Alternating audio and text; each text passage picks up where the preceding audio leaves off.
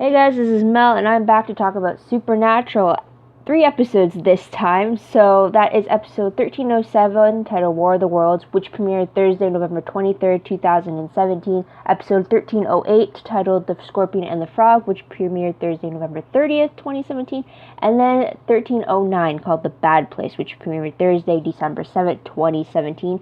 And I'm recording January 12th, 2018. So Happy New Year, guys. So first off, huge spoiler alert. If you haven't seen those 3 episodes already, please go do so first and then come back to this video to see what I have to say about the episodes. Otherwise, other video reminders are up on screen as well. Take a moment to read over those. And before we get started, I just want to say huge apologies for not only the delay of this video, but for all of my videos if you watch more than one series.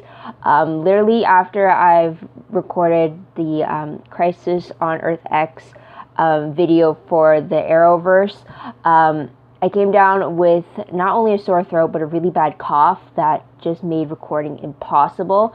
And then work got picked up because of the holidays, so now I'm finally able to sit down to talk about these videos, and I wanted to start off with the 3. So just a big reminder, I might not get everything because, again, I've watched these episodes like a month ago, but I've only seen the episodes once, so that's something there. But I'm going to try to do it in 15 minutes, so let's start the timer and let's begin with what happened in this episode. So in 1307, what I have written is that timeline-wise, this takes place the day after 1306, and that is the fact that Jack is still missing. 1306 being the Tombstone Cowboys and Cowboy Ghoul episode. So the huge episode reminder for 1307 is pretty much that nothing stays dead. So the episode breakdown, I picked up on 3 different storylines. First one being the events of what happens in the apocalypse world. Second one being finding Jack, and the third one being Dead Man Walking. So with the apocalypse world, we find out that Lucifer was being tortured by that Michael who wants to conquer our world, which he's viewing as Paradise World in comparison to the apocalypse world he's only known. We also see the return of Kevin, who is the prophet of the Lord still, and he's being forced to help Michael find a way to recreate the rift between the worlds. And they do that by using Archangel Grace, which they take from Lucifer, and it gets him weaker, but he does manage to get through the rift before Michael does. So there's that. Storyline number 2, finding Jack. Castiel tries to venture this alone, viewing it as kind of like his duty or his fault that Jack's missing in the first place. He's not letting Sam and Dean help him. So because of this, Castiel tries to turn to the angels, who only want Jack to help rebuild the numbers. Apparently only Jack has the power to create more angels from the sounds of it. But angels kind of want to use Castiel to get Jack. A weakened Lucifer intervenes, and he tries to recruit Castiel to help him against Michael, who is trying to breach their world. We also find out that Asmodeus also wants Jack for himself, and he manages to capture Lucifer and Castiel, and they're now in the Hell Dungeons. So there's that. Third storyline deals with Sam and Dean, looking into a witch hunt where they find the captured killer of all these witches being Arthur Ketch, who is claiming to be twin brother Alex Ketch, but is actually Arthur, who is still alive because he had Rowena do that revival spell on him, which she had done in the earlier season when Lucifer tried to kill her. So apparently Rowena might still be alive, and that's kind of who he's trying to find her through all the witches he's killing. But every time he dies, he would need the cell to be reset. So there's that. So last scene of the episode for 1307 is that Arthur Ketch meets with Asmodeus. He's the mole that is feeding the demons any info about the hunters. I forgot about that until I just read that right now. I was like, crap, I really hate Arthur still. And I'm still calling him Ketch. He's a last name guy, so there's that. Tidbits I have is that the angels want Jack to create more angels as they are becoming extinct, and yet they're willing to kill each other. So find that logic right there. But end tally being 3 witches were killed by Arthur Ketch, done off screen. We get a bartender being killed by Asmodeus, and then we also see a motel clerk being killed by one of Asmodeus' demons as they tried to question him about the whereabouts of Jack. So there's that. So 1308 now. Timeline, I don't remember if it stated a timeline, but just know that Jack is still missing. So this episode reminds us that we get to meet the new Crossroad King after Crowley died, or I don't know if he was the Crossover King. the moment Crowley made himself the new king of hell, or if he's been the new crossroad king because Crowley's now dead. Anyways, mull that over as you want. But episode breakdown, I pretty much only picked up on the one, and that was pretty much the supernatural bone heist. So in exchange for a locator spell, Sam and Dean are recruited for a heist with a demon as their frontman, being the new crossroad king, Barthelmess. Yeah, let's call him Bart. With the recruitment of a human by codename Smash, aka Alice, who's the safe cracker. And she apparently sold her soul to Bart, and then also grabbed the demon, who uses his magical abilities to help out. So in the end, Barthelmess was willing to keep his end of the deal by giving the second part of the spell to Sam and Dean, but the brothers changed it due to unforeseen circumstances in wanting to save Alice's soul from Barthelmess. So to say never mind. Last scene shows Sam and Dean sharing a beer together with newfound faith that what they are doing is right, and that is being hunters and saving people. So there's that. Tidbits, though. We find out that as a kid, Dean was addicted to a caffeinated drink called Nerve Damage, which he thought wasn't made anymore. So he got a little flashback. Not actual flashback, but Dean experienced a flashback for himself about the benefits of that drink. We saw brief footage clips of Dean's torture in hell from 316 being shown when he was on the meat hooks and being tortured. Also, Sam and Dean still believe that Castiel is out looking for Jack, when instead he is a prisoner of Asmundus, and Asmundus is impersonating Castiel's voice on the phone. So, end tally of the episode is the guard demon was killed by Barthelmess at the very beginning of the episode when he retrieved the spell pieces. We also get another death, being Asmundus' demon being killed by Luther, which was the target of Barthelmess' bone heist. We grab the demon being killed by Luther. We get Luther being killed by Barthelmess when he steps off his property, and because when on his property he's invincible. And we get Barthelmess himself is destroyed by Alice when she burnt his bones, which is what they were trying to steal back all along. So there's that. Now move on to 1309, which was the mid-season finale.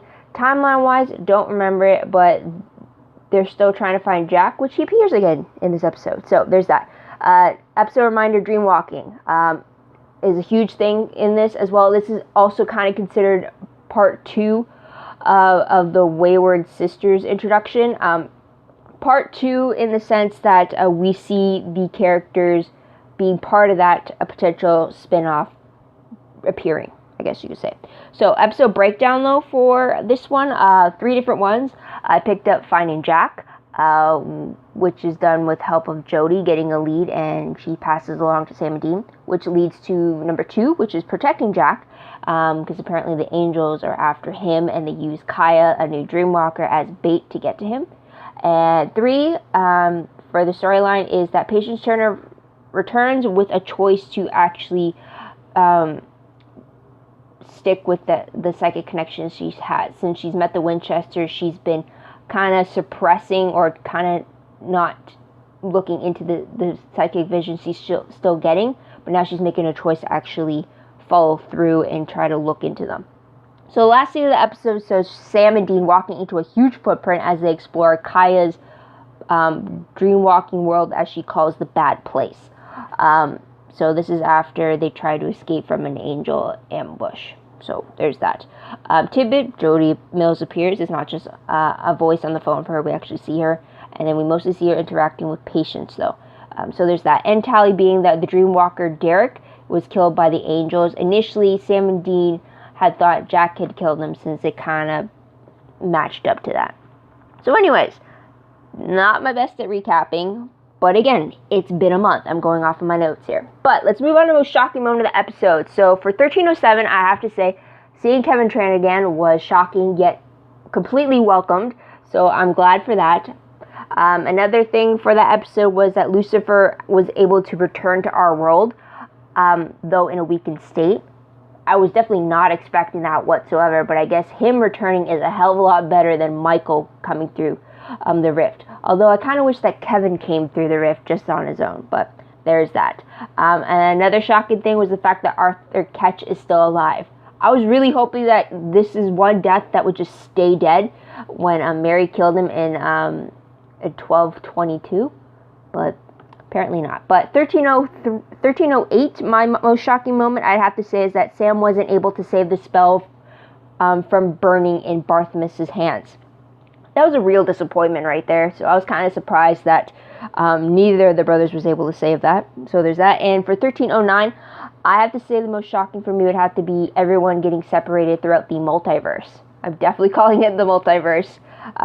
So we have Jack getting stranded in the apocalypse world. We got Kaya apparently still stuck in our main world.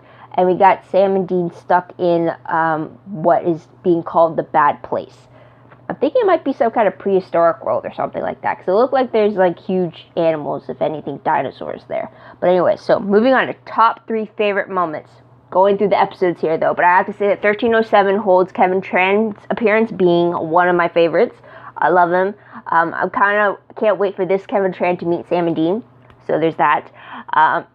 But his moments in general were just hilarious. I mean, especially him interacting with Lucifer and Lucifer trying to convince Kevin that you're working for the bad guys, and then Kevin's just countering, but like, aren't you the devil? It's like, who are you trying to kid type of thing. So anyways, another favorite of mine for that episode is Lucifer and Castiel. Not only with Lucifer saving Castiel, because of the bad blood between them, not only on an angel level, but like Lucifer possessed Castiel for a while. So like, there's that. But also we see Lucifer try to convince Castiel to help him out, and then having that tension between them over the fact that you got Jack's biological father and then his, I guess you could say, adoptive father, and then kind of the tension between them, but also the fact that one views the other as being evil, and yet the other one is trying to get his help to kind of stop a bigger evil. So it's just interesting to see the two of them interact in that way, but I definitely loved it. And so yeah, so those two took up a huge part of my favorites for that episode. And the third favorite, I'd have to say that the whole episode, Dean was not believing Arthur Ketch's lie about him being his twin brother, Alex. I'm still left wondering if there was a twin brother to begin with and he just was killed off, and yet Arthur still uses that identity, or if it was just a made-up identity to have him get away with crap. But I love the fact that Dean stuck with his gut and was just not believing the crap that he was trying to sell them. So I really like that. You should definitely stick with your gut. So moving on to 1308, I have to say a favorite was seeing Sam and Dean working through that trap tunnel and using Luther's invincible body to get through all the poisoned booby traps. That was fun. It was very interesting how they came about it, so that was cool. And then I also liked the part where Sam was verifying the spell's legitimacy. I thought that whole thing was pretty cool, how it tied back to some well-known history and yet twisted in a way to kind of add that supernatural spin. And it was just great to see that Sam was able to verify the spell's legitimacy. So that was pretty cool in itself. I kind of would have hated that they give it a spell, they'd have to like trust in faith that once they got the two parts together, they'd know if it was true or not. But with this, at least with the first part, they could verify, oh yeah, this is actually the real deal. We need that second part now. So I like that they were able to do that. Now with 1309, I gotta say that a favorite of mine would have to be Dean acknowledging that he likes Jack, and then Jack calling Team Free Will his family, and then Dean just accepting that. Like, there was no argument. It's like Dean has come full circle now when it comes to Jack's, and he's now accepted not only as being a part of the team, but as part of their little makeshift family. So I just thought that was pretty cool. It's a great turning point. It was a great moment in the car for them to have. So I really like that. Another favorite of mine, I have to say, is the whole concept of the dream walking. Apparently, it is very different from what it was when it was introduced back in Season 3, Episode 10. Apparently, in that one, in 310, dream walking was when they actually had someone walking in each other's dreams by taking some African dream root and then also consuming that person's essence, I guess you could say, in this case, a piece of their hair, a piece of their DNA, and then going to sleep and then appearing in that person's dream. That's what the whole interpretation of dream walking was. But in this episode, they're terming dream walking as very different, as them being able to walk between the worlds. I think they could have come up with a better name for it, because then, considering that they already introduced the idea of what dream walking was back in Season 3. But I like that they are introducing that there are people out there who can walk between the worlds. as it were. You have Derek being able to see things. You have Jack being able to touch them, but he can't see any of the worlds. He can only go so far without having the eyes to see it. So it's very interesting. I definitely want to see more into that, but I definitely think they need a better name. Otherwise, I'm going to keep thinking Dreamwalking as one thing and then why not it being what we learned in season 3. So there's that. That's the only little peeve I have right there, is that it's contradicted what we previously learned. And there's that. And also another favorite was that we got to see Jack's abilities once again, not only in taking part in the Dreamwalking experience from Kaya and from Derek, but also when he was stopping the angels from harming Dean and Kaya, and then also when he found a way to get them all out of the ship when they were cornered by the angels, which did show a pretty cool way of taking down the wards, even though they're the enemy and I shouldn't be voting for them. But there's that right there. But moving on to top 3 peeved moments. At the same 1307, I did not like the fact that Arthur Ketch is alive. I've said that already. But I definitely was not into the whole spin of him having a twin out there. That's just pushing it right there. It's just like, no, I don't believe that. What are the odds that you have a twin that I've never even seen or never heard of? No, I do not like him as a character, and I do not like his return, and I do not like the idea that they tried to pull the fact that there could have been an Alex Ketch out there. No. So there's that. Now, 1308, what I did not like about that episode was Sam wasn't able to save the spell. And also, there's the timer right now, not as loud, but also, if you couldn't save the spell, then you really didn't have to go through that whole episode. The only difference is that maybe they saved Alice's life, but on the grand scheme of things, in regards to storytelling, if they couldn't save the spell, they're no closer to finding Jack than if they just went without this case. So that was a peeve right there. And another peeve was the fact that there was, I believe, a comment or an insinuation over the fact that Dean wasn't smart. I hate that because we've seen many times over the years that Dean is smart. He just doesn't like to televise it. He likes to keep people off the fact that he can do things, and he likes for people to underestimate him. And even Sam has said that Dean is the smartest hunter he's ever known. He says that in episode 814, I believe. So the fact that someone's calling out that Dean is not smart it just pisses me off. But overall, for the episode, because of the fact I didn't really see any progress in regards to search, and we didn't really learn anything, and anything we learned, they pretty much got killed off in the episode. So I could have gone without, sadly enough. I could have gone without. But I don't remember any peeves I would have had in the 1309, so I'll leave it at that. But what moment will I remember most when I look back on this episode? 1307, I will remember Kevin Tran and Lucifer calling in for backup in regards to Cassio. So there's that. So those two separate things. For 1308, I'm going to remember pretty much the reminding of the fact that if you burn a demon's original bones, that will kill them, which we see happening with Bart the demon. There you go. And 1309, again, the Wayward Sister connection is a huge reminder. So there's that. Now, random questions. From 1307, I did have a question of, did Arthur Ketch even have a twin? Were the files that Sam found all fake, or was there legitimately an Alex Ketch and we just don't know what happened to him? So there's that. Second question. Could Rowena still be alive? I don't know how I feel about that. On the one hand, yes, I want her to be alive, but on the other hand, I kind of don't, because she's kind of like a semi-enemy to the brothers, so I don't know. Next question. What happened to Mary? I guess that question is answered. 1309, we see her being tortured in the same type of cage that Lucifer was in, but she wasn't shown in 1307. Next question. What is keeping Jack hidden from everyone? Everyone is saying that they can't find him. Lucifer can't sense him out anymore, so I'm wondering if Jack is actually consciously doing that, or if it's just his power is growing and he's not aware that he's doing it. So there's that. Another question. Could we see Kevin Tran in our world again? I hope so. I really, really hope so, but we'll have to wait and see about that. 1308 brings up the question of, why was Dean the only option for blood from a man that's been to hell and back in regards to opening the safe? I mean, wouldn't Sam also qualify for this because of his time in Lucifer's cage? So there's that. That's pretty much the only question I have for there. Aside from the fact that why the hell couldn't they save the second part of this, of the spell, or why couldn't they find another source of the spell? I mean, it has to be uploaded somewhere. I mean, it was taken from a museum, and I'm assuming a museum would have more art records or archives of what they catalog in their collection. So there's another one.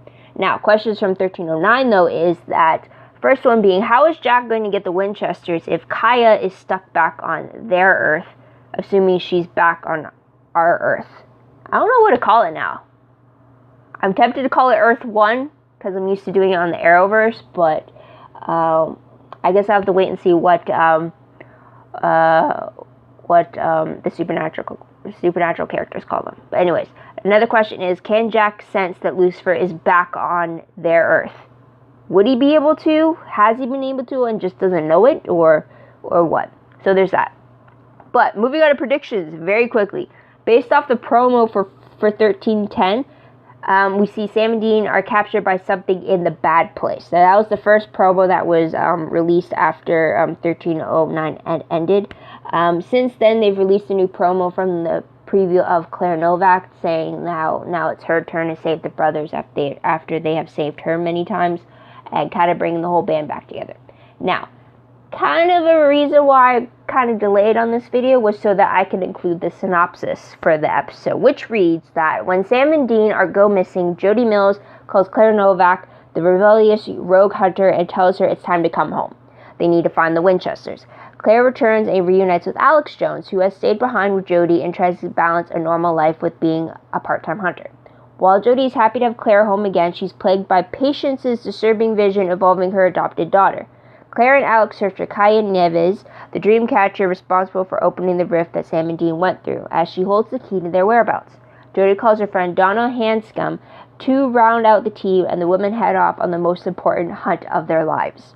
Now, also, sneak peek also shows Claire returning home, saying hi to Jody, saying hi to Alex, and then meeting Patience Turner for the first time. And this is right after she had a little run-in with a werewolf. Which is kind of weird, since the last time we actually saw Claire, she was temporarily a werewolf until Sam and Dean cured her. But the fact that she's going up against a werewolf again, that's got to be a connection there. But anyways, so I am hugely excited for this episode because this is meant to be the backdoor pilot for the potential spin-off series featuring these female characters called Wayward Sisters. Now, it's definitely going to be, it's very interesting already with the setup of the episode, how it's Jody telling Claire to come back home because they got to find the Winchesters, because essentially all these women are brought together because of Sam and Dean, who have saved them at one point or another. So it's great to see all of them coming together to help these guys who have ultimately saved their lives, and if it weren't for them, they wouldn't be there today. So it's kind of cool to have them all band together in that sense. It'll be interesting to see, though, how they would continue this as a series, because for one, we know that Jody is taking care of Alex and sometimes Claire, who runs off and does her hunter thing. I can see Patience coming in only if something... I'm assuming she's going to come in and stay there now because her father kind of gave her an ultimatum about her powers. So there's that. The issue with Donna is, though, I'm pretty sure she's still living in a different city. So don't know how she's going to be frequently pulled in, or if it's just her moving in or something. I don't know. Or if they're just going to do the whole long distance thing. And then Kaya or Kia, or I think it's Kaya, but I think she's just going to come in and kind of be part of the household as well. But the one thing I'm hoping for, I really hope for, is a progression in regards to Claire's attitude. Because her attitude has always been an issue for me, especially in regards to Jody. Jody does a lot for Claire, and she's provided for her a lot when she didn't have to, and it sometimes does not come across that Claire appreciates or truly understands that sacrifice. So I'm hoping, I kind of still see it in the sneak peek, but I'm hoping they work on that. But otherwise, I could see this working. I have to wait and see for the episode. I definitely love Jody. I love Donna. It'd be great. I don't think they've been in an episode together since the episode that they met, where Donna got pulled into it. So I think that was season 9. No, not season 9. I think season 10. It was called The Hibbing. I gotta double check though, because season 9 is when we met Donna. It's probably on screen right now, the correction. So there's that. But definitely that is everything, guys. But what did you guys think of the 3 episodes? What did you guys like about it? What do you think is going to happen, not only in the upcoming episode, but for the rest of the season? Let me know in the comments down below. Also, don't forget to like this video, subscribe to my channel, and check out my other videos if you haven't done so already. If you want, check out my Tumblr page. The link for that is down below, individually as well as for all 3 episodes. So please check that out and follow me there. Everything I post is all found in one place. It's reblogging of promos, web clips, quotes, gifs, synopses, news, all that good stuff. So there's that. Also, if you want a detailed recap of the episodes, check out my Livejournal entry account. The link for those are down below. Keeps everything in check for me, what happened in each episode, helps me remind of key moments. If it helps you out, great, definitely helps me. So check that out when it's posted and available. And I think that is everything I've said. Yep, that's pretty much, guys. So thank you so much for tuning in. Thank you so much for your patience. Hope you come back next week to see what I have to say about the mid-season premiere. But until then, guys, this is Mel. Wish you a great day, great week wherever you are. Have a great day and have a happy new year, guys. Take care. Bye.